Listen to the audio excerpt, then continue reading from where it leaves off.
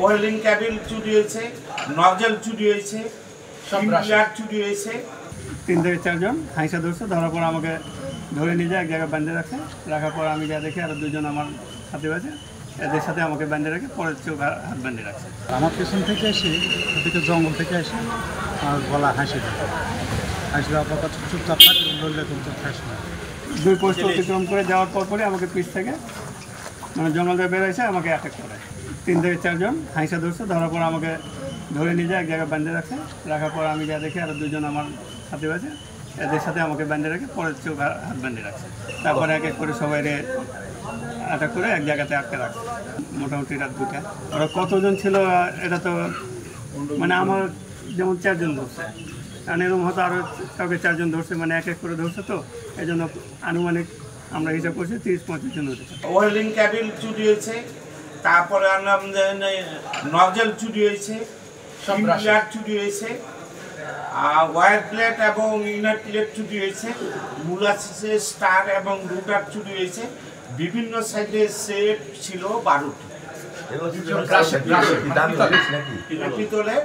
তারপরেও আমরা দীর্ঘদিন ধরে কাজ করার পরে যেসব জিনিসগুলি অকেজু হয়ে যায় পিতলে, সেই জিনিসগুলি ছিল, সেগুলি প্রায় 60-70টার মতো বুঝলেন, সেগুলো নিয়ে গেছে। রাত আনুমানিক তখন 1:30 বাজে আমার মোবাইল ছিল। আমি বাসি দিয়েছি, বাসি দেওয়ার পর মোবাইল আমার হাতে আসছে। হাতে থাকা অবস্থায় আমি উত্তর দিকে বসে আছে খুঁটির পেছনে, আর আমার পেছন থেকে এসে ওদিকে জঙ্গল থেকে এসে আমার গলা হাসি দেয়। হাসি দেওয়ার পর চুপচাপ থাকি, বললে কিন্তু শেষ নয়। আমি দেখলাম আমার ধারালো অস্ত্র বড় হাসি। আমি কিছু বললাম না বলার পর ওরা 4-5 জন এসে আমার হাত থেকে মোবাইল কাড়ি নিল, আর কানে পুরো একটা থাপ্পড় মারি। এখন আমার কানে কিছু শুনতে পাচ্ছি না, মানে শোনা যাচ্ছে কিন্তু হালকা অস্পষ্ট হচ্ছে। বেরো কিন্তু বেরো আমার সঙ্গে বহু তর্ক হয়ে গেল। হওয়ার পরে ওরা মাল বাইর করে নিয়ে হাসে গলা ভিড়াই দিছে, রিভলভার ওদের কাছে। এখন আমি দুর্বল হয়ে গেছি।